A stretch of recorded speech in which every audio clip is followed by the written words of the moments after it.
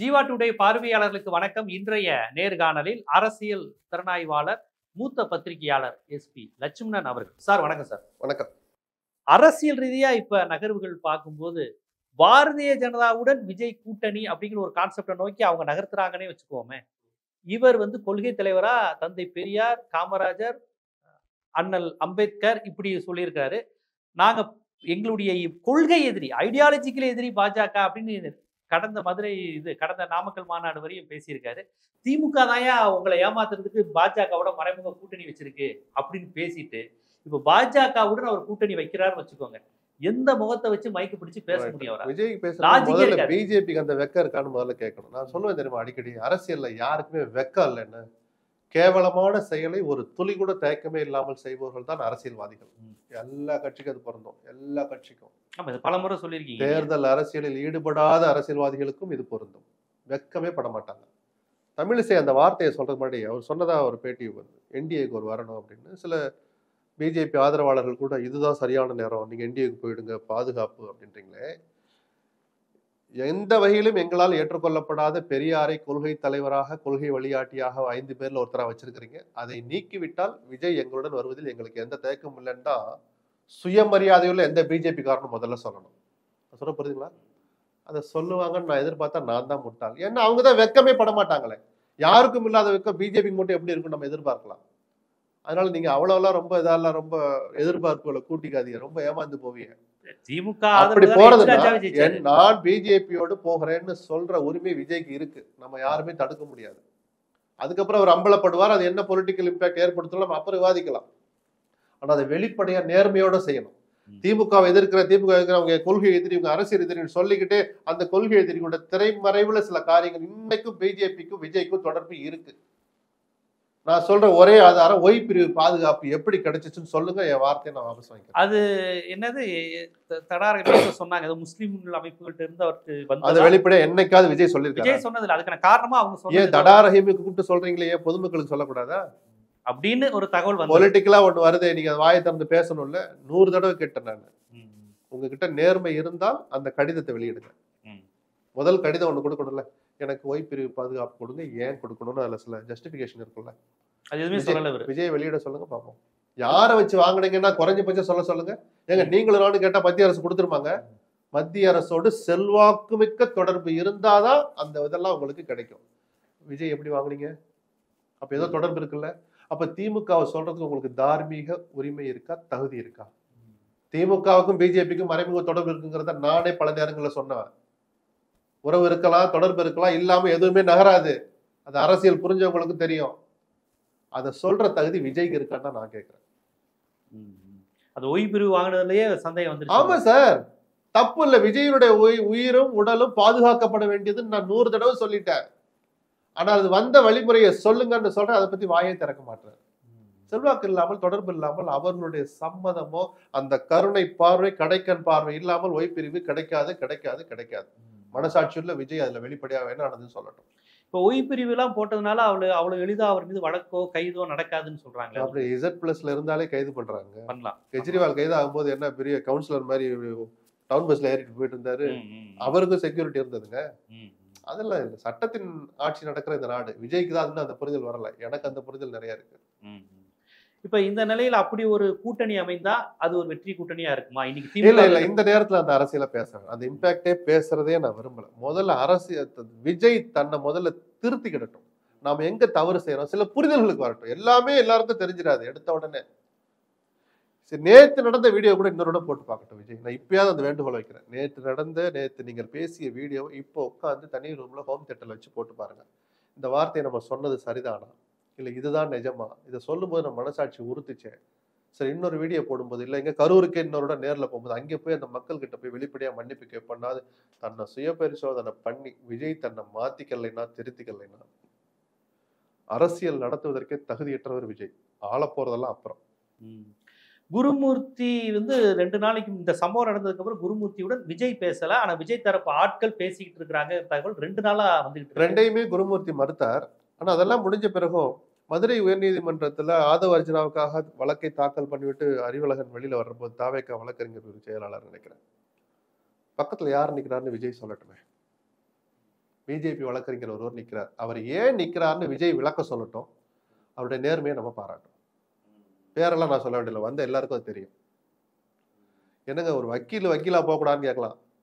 ஏன் திமுக வக்கீலும் அரசியல் கடந்து போய் உதவலாம்ல விஜய்க்கு? சட்டத்தின் பார்வை சட்டம் சார். கருப்பு கோட்டை மாட்டியாச்சா திமுக ஏன் திமுக வக்கீலங்க இல்ல? ஏன் அண்ணா திமுக வக்கீலங்க இல்ல? மறைமுகமா இருந்திருக்கலாம். நீங்க தான் கொள்கை எதிரியாச்சே. உங்களை சதி வலையில சிக்க வைக்கிறதுக்கான தொடக்க புள்ளி வச்ச பிறகு நீங்க இன்னும் உஷாரா இருந்திருக்கணும். ஒரு கொள்கை எதிரி இயக்கத்தை சேர்ந்த ஒருத்தரை கொண்டாந்து பக்கத்துல நிக்க வைக்கிறீங்கன்னா அப்ப திரைமறைவுல ஏதோ நடந்திருக்குன்னு தானே அர்த்தம். குருமூர்த்தி அதை மறுத்த பிறகும் அந்த வதந்தி இன்னும் உயிரோடு உலா வருவதற்கு அந்த புகைப்படம் தான் சான்று. விஜயனுடைய மனசாட்சி தான் பதில் சொல்லணும்னா, யாரும் சரியில்லை, நான் ஒரு மாற்றா, நான் ஒரு மாதிரியா புது மாதிரியா வந்திருக்கேன்னு சொன்னார்ல விஜய் விக்கிரவாண்டியில, அதுல ஒரு துளியாவது உண்மை இருந்தா வாயை திறந்து விஜய் பேசணும். இப்ப இன்னொரு பக்கம் இன்னொரு செய்தியை சொல்றாங்க, ராகுல் காந்தி விஜய்கிட்ட பேசினாரு அப்படிங்கிற செய்தி பேசி இருந்தா கூட நான் பொலிட்டிக்கலா பாக்கல. ஒரு ஆறுதல் சொல்றதுக்கு கூப்பிட்டுருக்கலாம். அமித்ஷாவும் பேசினார், அமித்ஷா போன்ல பேசினார், உங்களுக்கு தொடர்பு இருக்குன்னு எதுவும் எனக்கு ஒரு பத்திரிகைலாம் நமக்கு தெரியுது. பேசினாரு, அதே செய்திகள் வருது. அதை குற்றம் நம்ம சொன்னோமா?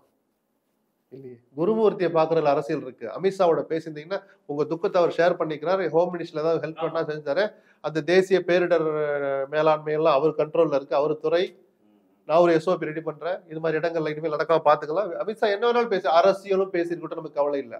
ஆனால் அந்த அடையாளத்தோடு அமித்ஷா பேசி இருக்கிற போது, பேசி இருக்கிறாக செய்தியில் வர்ற போது அதை நான் ஏதாவது கொஸ்டின் பண்ணனா? நமக்கு அந்த அறிவெல்லாம் இருக்கு. குருமூர்த்தியோட பேசுறது, திரைமறைவுல பேசுறது வேற, உலகமே தெரிஞ்சுக்கிற மாதிரி அமித்ஷாவோட வெளிப்படையாக பேசுறது வேற. இல்ல அது தனி ட்ராக். ராகுல் காந்தி அதேதான் ராகுலுக்கும் சொல்லுவேன். ராகுல் என்ன தோழமை கட்சின்னு பேசினாரா? இல்லையே. ஒரு சம்பவம் நடந்திருக்கு, அவர் ஒரு குழு அனுப்ப போறேன், வேணுகோபால் அனுப்ப போறேன், நாளைக்கு வராங்க, நாளைக்கு வர்றாங்க, நீங்க எதுவும் ஒரு ஆறுதல் தான். விடுதலை சிறுத்தையிலே வச்சிருந்தாங்க காங்கிரஸ் ஒரு குழு, ஒரு ஆறுதல் தானே அது. அதைத்தான் பாக்குறேன். அதுல நான் அரசியல இப்ப பேச விரும்பல. ஏங்க எது நடந்தாலும் அம்பலத்துக்கு வரப்போது வீதிக்கு வந்த பிறகு கிழிச்சு தொங்க விடலாம், மாலையை போட்டு பாராட்டலாம், அது அப்புறம். இப்ப அந்த இம்பாக்ட் பாலிடிக்ஸ் நான் பேச மாட்டேன். அந்த இது வேணான்னு பாக்குறேன். இப்ப பேச வேண்டாமே. நான் ஏற்கனவே விஜய் காங்கிரஸ் அலைன்ஸ் வந்துருங்கிற மாதிரி தொடர்ச்சியா சொன்னாங்க. அதெல்லாம் வந்த பிறகு பாப்போம். அதனால காங்கிரஸ் ஏன்னா பீகார்ல ஸ்டாலின் போனப்பே சொன்னாங்க, ஸ்டாலினுக்கு பீகார் போனப்பே அவர் ஏன் பதறிட்டு போனாரு? ஏற்கனவே உங்ககிட்டே சொன்னேன், திமுக அணியிலிருந்து காங்கிரஸை பிரித்து கொண்டு போறதுக்கு தமிழ்நாடு காங்கிரஸை சேர்ந்த சில கருப்பாடுகள் என்று அவர்களாலேயே வர்ணிக்கப்படுகிற 2-3 எம்பிக்கள் வேலை செய்யறாங்க இந்த நிமிஷம் வரைக்கும். அது தனி, அது இன்னொரு டிபேட்ல கூட பேசலாம். ஆனா இந்த நேரத்துல அதுக்கு அதை பேசுறதுக்கு என்ன அவசியம் இருக்கு?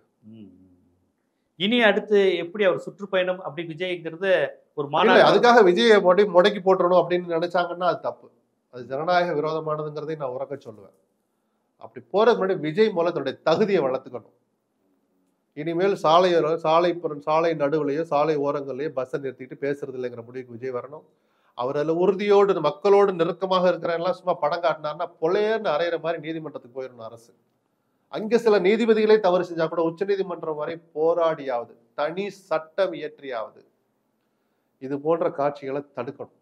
இந்த அனுமதிகள் அப்புறம் சட்டம் போட்டாச்சுன்னா வேலையே இல்லைங்க, அனுமதி கேட்கவே முடியாது இல்லை. அந்த மாதிரி இனிமேல் நம்ம மைதானத்துல நடத்தணுங்கிற ஒரு முடிவு வரணும். அதனாலதான் அடுத்த வாரம் நடக்க போற கூட்டங்கள் எல்லாம் தற்காலிகமா ரத்து பண்ணியிருக்கிறார். வரவேற்கப்பட வேண்டிய விஷயம் விஜய் செஞ்சது. ஏன்னா இன்னும் கொஞ்சம் ஏற்பாடுகளை பண்ணுவோம், மாற்று ஏற்பாடுகள், எப்படி முன்னேற்பாடுகள் அதிகமா செய்யலாம், தண்ணி வசதி எப்படி செஞ்சு கொடுக்கலாம், இதெல்லாம் யோசிச்சுட்டு இன்னொரு 10 நாள் கழிச்சு போனா தமிழ்நாடுன்னு அப்படியே இதா போயிடுப்போதா, விஜய் வரலையேன்னு ஏங்க போறாங்களா? அதெல்லாம் ஒண்ணும் இல்லை. அந்த பொறுப்புணர்வை இன்னும் கொஞ்சம் வளர்த்து கொண்டு விஜய் தான் நம்ம சொல்றோம். தப்பு பண்ணிட்டோங்கிறது முதல்ல மனசாட்சி அளவுல உறுத்தணுங்க.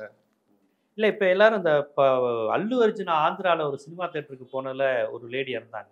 அந்த ஒரு லேடி இருந்ததுக்கே அந்த அரசு வந்து நடவடிக்கை எடுத்தது, வழக்கு பதிவு செஞ்சது, பிரபலமான நடிகர்லாம் பார்க்கல. ஆனா இங்க வந்து ஸ்டாலின் கவர்மெண்ட் ரொம்ப சாஃப்டாவும் ரொம்ப நிதானமாவும் போறாங்க. என்ன விஜய் கைது பண்ணா உடனே அப்படியே ஸ்ட்ராங்கா இருக்காருன்னு சொல்றோமா? வழக்க ஒழுங்கா நடத்தினா போதும்.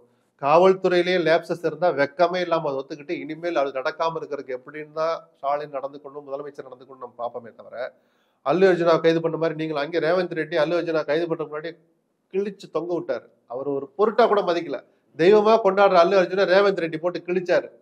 வெவ்வேறு அரசியல் காரணங்கள் இருக்கலாம், அவங்களுக்குள்ள முன்பகை இருந்திருக்கலாம், இல்ல நிஜமாவே இந்த சமூகத்தை திருத்துற பொறுப்புணர்வு கூட ரேவந்த் ரெட்டிக்குள்ள சினிமா பின்னாடி இப்படி போகாதீங்கடான்னு 1000 இருக்கலாம். அதே மாதிரி இங்கேயும் நடத்தணுங்கிறது எனக்கு உடன்பாடு இல்லை. எஃப்ஐஆர்ல விஜய் பேரை இல்லாம விஜய் எப்படி கைது பண்ண முடியும்? நீதிமன்றம் சொல்லட்டும், அது சட்டத்தின் பார்வையிட்டு போயிடலாம். இப்ப ஸ்டாலின் போய் கை வச்சா என்ன பண்ணுவாரு? ஒண்ணுமே இல்லாதப்பே பழி வாங்குறாருங்கிறாரு. இன்னும் அரெஸ்ட் பண்ண போனா அவ்வளவுதான், குய்யோ முறையோன்னு கத்திடுவாரு. அந்த மாதிரியான ஒரு அநாகரிகமான நடவடிக்கைகள்ல ஸ்டாலின் ஈடுபட மாட்டாருன்னு நான் நம்புறேன். அது அவசியமும் இல்லை. அந்த சட்டத்தின் பார்வையில சட்டத்தின் கைகளில் விட்டுடணும். அவங்க என்ன சொல்றாங்களோ நடந்துட்டு போகட்டும். இப்போ முன்ஜாமீன் கேட்டு புசி ஆனந்த் போறாரு. எப்ப ஒரு ஊர்ல நீ தானே போய் முன்னேற்பாடு பண்ற, இது ஓ பொறுப்பு தானேன்னு அந்த பத்திரிகைகளை படிக்கிற நீதிபதிகள், அவங்க தொலைக்காட்சிகளை பார்க்கிற நீதிபதிகள் சட்டத்தின் பார்வை பார்த்து முன்ஜாமீனை ரத்து பண்ணா என்ன பண்ணுவாரு? ஸ்டாலின் சதி செய்து விட்டார்னு சொல்லுவாரா விஜய்? எங்கள் கட்சி நிர்வாகியை விட்டுருங்கன்னு நான் சொன்ன பிறகும் ஸ்டாலின் சதி செய்து முன்ஜாமீனை ரத்து செய்கிறார் சொல்லுவாரா? சொல்லுங்க சார். அது சட்டத்தோட பார்வையில். அதனால அவங்க கையில விட்டுட்டு அவங்க என்ன வேணாலும் பண்ணட்டும். நீங்க நீண்ட நெடிய காலமா அரசியல் திமுக, அதிமுக, காங்கிரஸ் எல்லாரோடையும் நெருக்கமா இருந்த ஒரு பத்திரிகையாளர்னு கேட்கிறேன். வட இந்தியாவில் மதவெறி இருக்கு, சாதி வெறி இருக்கு, மூட நம்பிக்கையை வைத்து அங்கே அரசியல் செய்ய முடியும். தமிழ்நாட்டில் அது பண்ண முடியாது. பெரியார் மண், அண்ணா மண், திராவிட இயக்கம், கலைஞர், எம்ஜிஆர், ஜெயலலிதா எல்லாருமே சமூக நீதி, இடஒதுக்கீடு இப்படி முற்போக்கான விஷயங்களை பேசி வளர்த்துருக்கோம் அப்படின்னு நானும் பெருமைப்பட்டிருக்கேன். நீங்களும் அதை சொல்லியிருக்கீங்க. என்னதான் இருந்தாலும் திமுக, அதிமுக திராவிட கட்சி தமிழ்நாட்டை வளர்த்துருக்கு. இங்கே தலித் மக்கள் நல்லா இருக்கிறாங்க, எல்லாமே பேசியிருக்கோம். திருநங்கைகள், மாற்றுத்திறனாளி. இந்த சம்பவத்துக்கு அப்புறம் தமிழ்நாட்டுக்கு ஒரு கரும்புள்ளி, எப்பா நாங்க வடக்க மதவெறி பிடிச்சிருக்கோம், நீங்க என்னப்பா சினிமா வெறியில இவ்வளவு முட்டாள்தனமா இருக்கீங்கிற ஒரு பார்வை வந்திருக்கு. அதை நீங்க எப்படி பாக்குறீங்க? மக்கள் நம்ம ரொம்ப அரசியல் அதுல என்ன நான் தெளிவா தான் இருக்கிறேன். ஒரு நடிகர் பின்னாடி போகக்கூடாதுன்னு நம்ம சொல்லல. இப்படி எப்படி போகணும், எவ்வளவு தூரம் போகணும் இருக்கு. 1.5 வயசு குழந்தைய தூக்கிட்டு நடிகர் பின்னாடி போகாதீங்க.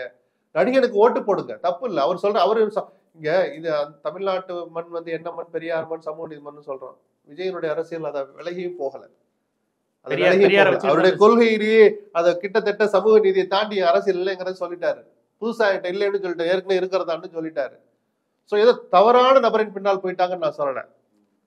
ஒரு புரிதலும் மெச்சூரிட்டி இல்லைன்னு நேத்து வீடியோல காமிச்ச விஜய் பின்னாடி இனிமேல் கவனமா போங்க. நான் ஓட்டு போடாதீங்க சொல்லல. அவர் பின்னாடி அவர் கூட்டத்துக்கு போறதுக்கு முன்னாடி 2 நிமிஷம் யோசிச்சுட்டு போங்கன்னு தான் நான் வார்த்தையை யூஸ் பண்ணனே தவிர அவர் கூட்டத்துக்கு போகாதீங்கன்னு நான் சொல்லல. 2 நிமிஷம் என்ன யோசிக்கணும்? தண்ணி அங்கே போகிறோம், 4 மணி நேரம் அவர் வழக்கமாக லேட்டாக வர்றதே வழக்கமாக வச்சிருக்கிறாரு. ஒரு தண்ணி பாட்டில் கையில் வச்சுக்குவோம். நெருக்கடி அதிகமாக இருந்தால் அந்த இடத்துக்கு போக வேண்டாம், தள்ளி நிற்போம். நம்ம மாசமாக இருக்கிறோம், நம்ம போகக்கூடாது. அது விஜயே அறிக்கையில் விட்டார், கர்ப்பிணிகள் வராதிங்கன்னாரு. இப்போ நல்லா இருக்கிறவனே ஓட முடியாமல் இருக்கிறான், மாற்றுத்திறனாளிகள் கிட்டவே போகக்கூடாது. இந்த 2 நிமிஷத்தை நான் இதுக்கு தான் செலவழிக்க சொல்றேன். உங்களுடைய சுயநலம் தான் முக்கியம். அந்த பகுத்தறிவு தமிழனுக்கு இல்லையான்னு தான் நான் கேட்கிறேன். ஒரு சினிமா இந்த துக்கம் நடந்த பிறகு ஏன்னா ஒரு ஆர்வத்துல போயிட்டாங்க. போன பிறகு நானும் அதை கண்டிச்ச வந்தா மக்களுக்கு ஒரு சுய அறிவு வரணும்னு முதல் பேட்டியில அப்படிதான் ஆரம்பிச்சேன் நான். இனிமேல் அதுக்கு 2 நிமிஷம் யோசிங்கன்னு நம்ம சொல்றோம். விஜய்க்கு சொல்ற அறிவுரை மக்களுக்கும் சொல்லுவோமே, யோசிச்சுட்டு போங்க. உங்களுக்கு பாதுகாப்பு இல்லைன்னா கூப்பிடுறது யாரா இருந்தாலும், எவனாக இருந்தாலும், எவராக இருந்தாலும் போகாதீங்க. அவ்வளவுதான். உங்க பாதுகாப்பு தானே சார் முக்கியம். இங்க மதவெறி இல்லைன்னு பெருமைப்படுறோம், ஆனா ரசிக வெறி இருக்கோ, அதை நம்ம தடுக்க விட்டுட்டோமோ, பெருமைப்பட்டுக்கிட்டு விட்டுட்டோமோ? வெறிங்கிற வார்த்தை தப்போ அப்படின்னு கூட என்னால சொல்ல முடியல. ஏன்னா கரண்ட் லைவ் ஒயர் போய்கிட்டு இருக்கு, இல்ல போஸ்ட்ல ஏறுறான், டிரான்ஸ்ஃபார்மர் இருக்கிற அந்த போர்ல ஏறுறான். புத்தி கெட்டு போச்சோன்னா நம்ம கொஞ்சம் துயரப்பட வேண்டியிருக்கு. அப்படிப்பட்ட இந்த கரூர் சம்பவம் 41 பேருடைய அந்த உயிர் பறிபோன நிகழ்வு இருக்குல்ல, அது மாதிரியான இந்த அன்ரூலி மாப்னு லீகலா சொல்லப்படுகிற கட்டுக்கடங்காத கூட்டம்னு மக்களால் பார்க்கப்படுகிற அந்த கூட்டத்துல நாமளும் ஒருத்தர், அந்த ரசிகர்கள் ஒருத்தரும் யோசிக்கணும். ஸ்டாண்ட் வித் விஜய் போடு யாரு வேணான்னா முதல்ல நீ ஒழுங்கா நில்றா, அப்புறம் நீ ஸ்டாண்ட் வித் விஜய் எல்லாம் அப்புறம். நீ ஒழுங்கா நில்றா, நீயே தள்ளாடிக்கிட்டு இருக்கிற, உயிர் போக போகுது. போலீஸ்காரன் வந்து இறங்குடாங்கிறான், இப்படி இடது கையில தள்ளி விடுற, இடது கையில இப்படி சைகை காட்டுற. உயிர் போச்சுன்னா யாரு சார் வருவா? இன்னைக்கு 40 லட்சம் ஒரு குடும்பத்துக்கு கிடைக்க போகுது. எதுக்கு சார் அந்த காசு? அந்த பச்சை குழந்தை இதை ஒரு ரசிகனும் யோசிக்கணும். இன்னும் தொண்டனா மாறல, இன்னைக்கு அவன் ரசிகனா தான் இருக்கிறான். இந்த பால் கட்டவுட்டுக்கு பால் ஊத்துற போதே நான் சொன்னேன், இது வீணா போன பசங்கன்னு. சோ அது ஒரு குறிப்பிட்ட செக்டார் தான். தமிழ்நாட்டு மக்கள்னு நான் அவங்கள அந்த மாதிரி பொது பார்வை பார்க்க வேண்டாம். இன்னைக்கு தமிழ்நாடு நல்லாதான் இருக்கு.